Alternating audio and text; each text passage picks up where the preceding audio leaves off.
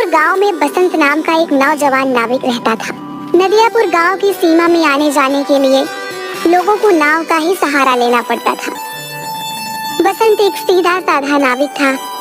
उसके परिवार में उसकी पत्नी और एक बूढ़ी माँ थी। बसंत बेहद गरीब था। बसंत के ऊपर नदियापुर गांव के लगभग सभी लोगों का कर्जा चढ़ा हुआ था। आज बसंत अपनी नाव के पास पहुंचा ही था कि तभी गांव का सेठ धनीराम कुछ लोगों के साथ उसके पास आ धमका। बस बहुत हो गया, अब मामला बर्दाश्त से बाहर होता जा रहा है, समझ गया? पूरे 6 महीने हो गए मुझे बेवकूफ बनाते हुए तुझे। आज मैं अपने पैसे ले जाकर ही रहूंगा, समझा? मुझे कुछ दिनों की मोहलत और दे दो सेठ जी।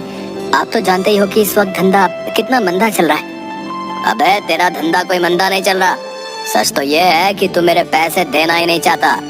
नदियापुर गांव में आने के लिए और जाने के लिए नाव का ही सहारा लेना पड़ता है।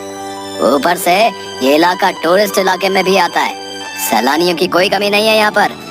तेरा धंधा मंदा कैसे बढ़ सकता है बे? सेठ जी, सारे गांव वाले जानते हैं कि मेरी किस्मत कितनी फूटी हुई है।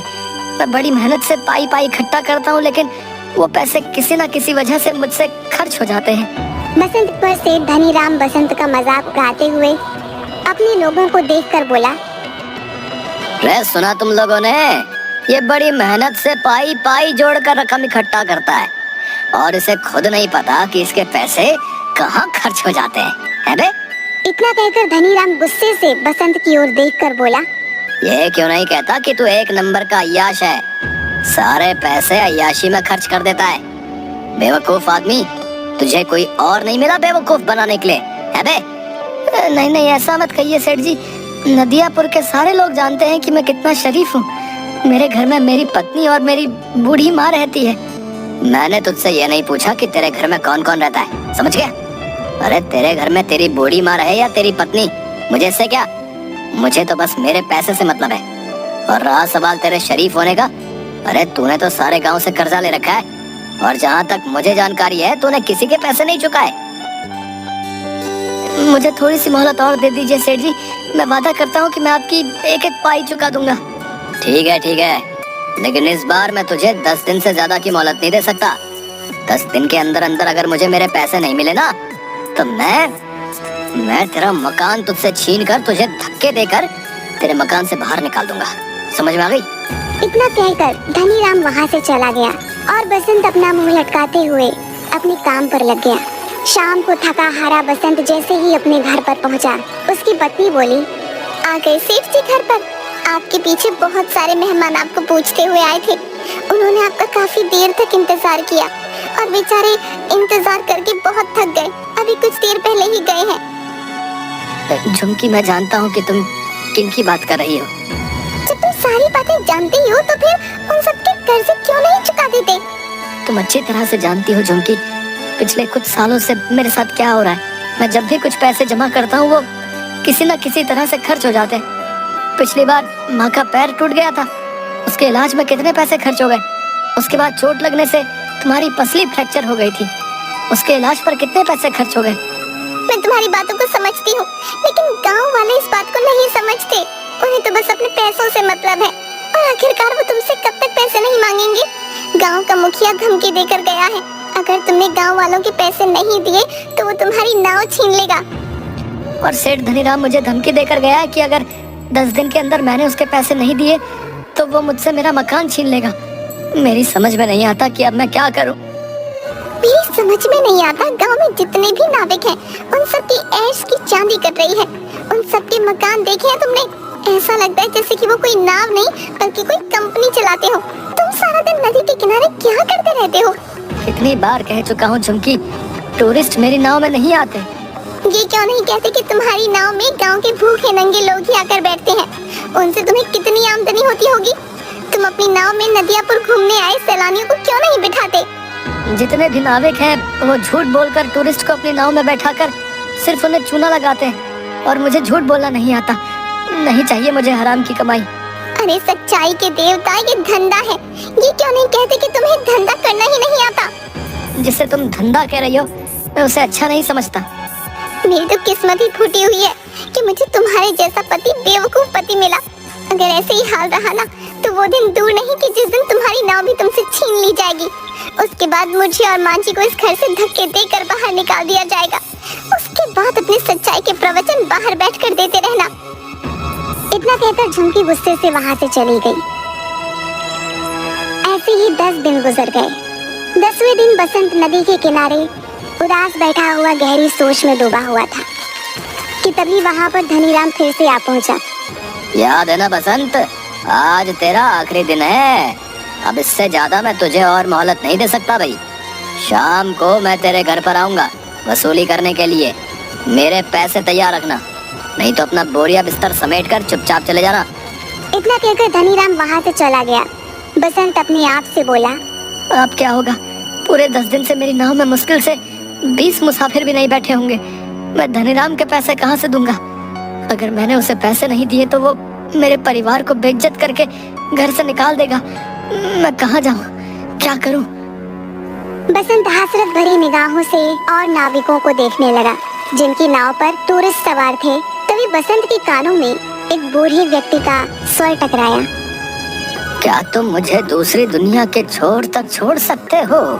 बसंत उस बूढ़े की बात सुनकर हैरत में पड़ गया। लगता है आपका दिमाग खिसका हुआ है बाबा।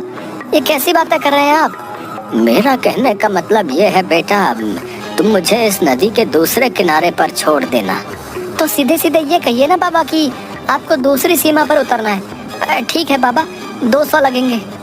मैंने सुना है कि तुम बूढ़े और गरीब यात्रियों से पैसे नहीं लेते। सही सुना है बाबा, लेकिन क्या करूं? लगता है मुझे अपने नियम और कायदे अब बदलने पड़ेंगे।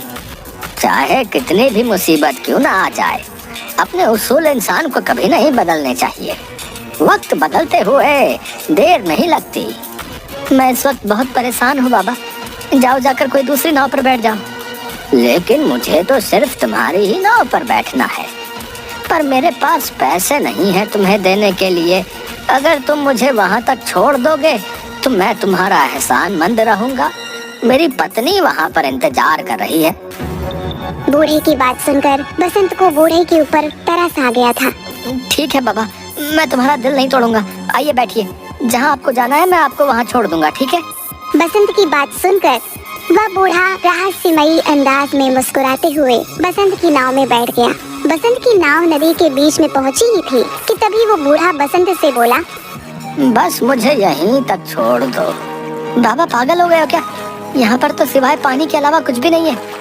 जो मुझे नजर आ रहा है वो तुम्हें नजर नहीं आएगा बेटा। तुम नाव यहीं रोक दो, मैं यहीं उतर जाऊंगा। बाबा तुम डूब जाओगे, पानी बहुत गहरा है। मगर बूढ़े ने बसंत की बात नहीं सुनी और नदी में कूद गया। यह देखकर बसंत बुरी तरीके से घबरा गया और बड़बड़ाता हुआ बोला, अरे कहाँ फंस गया मैं? अगर ये बूढ़ा मर गया तो इसकी मौत का इल्जाम भी मेरे ऊपर लगेगा। सभी लोगों ने इस बूढ़े को मेरी नाव में सवार होते हुए देखा है। अब क्या करूं? लगता है मुझे भी नदी में कूदना ही पड़ेगा। इतना कहकर बसंत ने नदी में छलांग लगा दी। मगर उसने जैसे ही नदी में छलांग लगाई, उसने अपने आप को एक बेहद सुंदर जंगल के बीच बहुत छोटी सी तालाब में खड़ा हुआ पाया। बसंत तुरंत उस तालाब से निकलकर उस जंगल की ओर देखने लगा। तभी उसके कानों में एक भारी आवाज टकराई। बेटा मेरी शाख थोड़ी सी झुक रही है, इसे थोड़ा सा सीधा कर दो, मुझे दर्द हो रहा है। बसंत ने देखा कि वो जिस पेड़ के नीचे खड़ा था, बसंत से वही पेड़ बोला था। बसंत डर गया।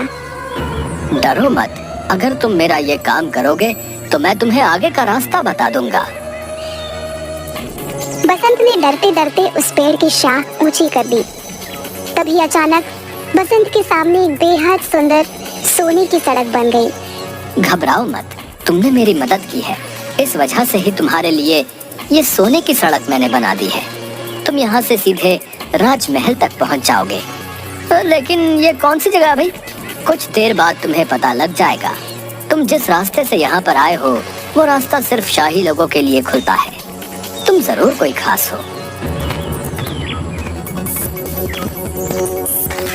कुछ दूर चलकर बसंत की नजर एक पेड़ पर गई जहाँ पर लाल लाल सेब लटक रहे थे। अचानक एक सेब बसंत की ओर देखकर बोला, देख क्या रहे हो?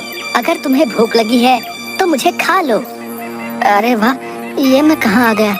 वो बूढ़ा जरूर कोई मायावी व्यक्ति था। नहीं नहीं, मैं जहाँ पर रहता हूँ वहाँ पर बोलने वाले फल नहीं होते। अगर वो बोलते तो हम बिल्कुल नहीं खाते। तुम वाकई बहुत दयालु लगते हो। तुम्हारा इस जादुई नगरी में स्वागत है। इस सोने की सड़क पर सीधे चले जाओ, कुछ ही देर में तुम महल तक पहुँच जाओगे।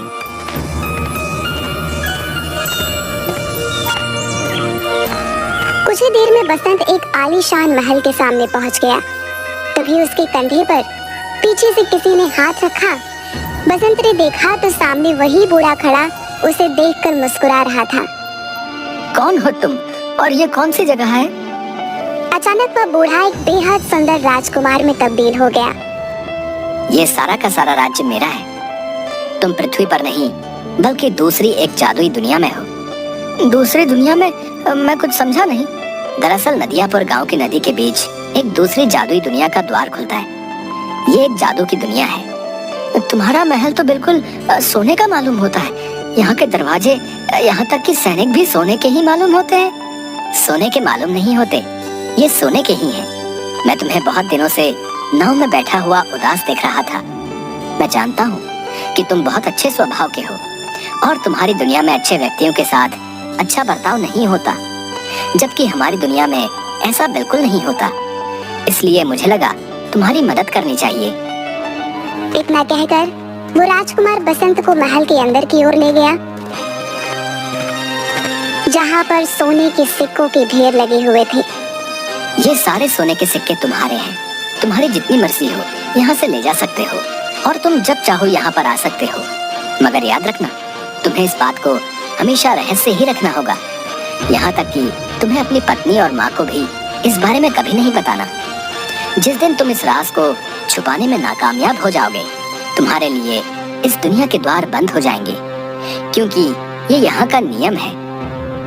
बसंत ने एक थैले में सैकड़ों सिक्के भर लिए। वो राजकुमार उसे उसी जादुई पेड़ के पास मौजूद उस छोटे से तालाब पर ले आया। तुम इस तालाब में कूद जाओ, तुम अपनी नाव में दोबारा वापस पहुँच जाओगे। बसंत जैसे ही उस तालाब के अंदर कूदा, उसने दोबारा खुद को नदी के बीच में पाया। बसंत उसी दिन वो सारा सोना शहर में बेच आया और उसने गांव में सबके कर्जे चुका दिए। देखते ही देखते बसंत नदियापुर का सबसे बड़ा सेठ बन गया। एक दिन बसंत की पत्नी ने बसंत से कहा, तुमने आज तक नहीं बताया जी कि आखिरकार तुम इतने ढेर सारे पैसे लेकर कहाँ से आए और तुम कुछ दिनों के लिए अचानक कहाँ लापता हो जाते हो? मैंने तुमसे कितनी बार कहा है झुमकी कि मैं इस बारे में नहीं बता सकता। इतना तो मैं जानती हूँ कि तुम कोई गलत काम नहीं कर सकते। अगर तुम नहीं बताना चाहते तो शायद इसमें ही हम सबकी भलाई होगी। बसंत की अमीरी देखकर धनी राम अंदर ही अंदर जलने लगा। एक दिन उसने अपने खास आदमी भीमा से कहा, मेरी समझ में नहीं आता भीमा कि ये बसंत रातों रात अमीर कैसे बन गया। मैं सोच रहा था कि इसके मकान और उसकी नाव पर कब्जा कर लूंगा, लेकिन इसने तो मेरे सारे पैसे लौटा दिए। सिर्फ आपके ही नहीं सेठ, उसने सारे गांव वालों के पैसे लौटा दिए। आज गांव में सबसे आलीशान हवेली उसकी बनी हुई है, और तो और नदियापुर में सारी नाव का मालिक बसंत ही है। हाँ मुझे पता है, और वो टूरिस्ट से बहुत कम पैसे लेता है, और गांव के लोगों को तो वो मुफ्त में ही नाव में बैठाने का काम करता है। मेरा धंधा भी चौपट हो गया। दाल में जरूर कुछ ना कुछ काला है। जाओ जाकर पता करो कि आखिर माजरा क्या है। जाओ। मैंने पता कर लिया है। क्या मतलब? कुछ दिनों पहले मैं उसका चुपके से पीछा कर रहा था। अचानक मैंने देखा कि वो बीच नदी में कूद गया और कुछ ही घंटों के बाद वो वापस आ गया। उसके हाथ में एक थैला था जो सोने से चमक रहा था। बेवकूफ आदमी, ये बात तूने मुझे पहले क्यों नहीं बताई? इसका मतलब कि नदी के बीचों बीच जरूर कोई सोने की सुरंग है जो उसके हाथ लग गई है। मुझे अभी ले चलो वहां पर।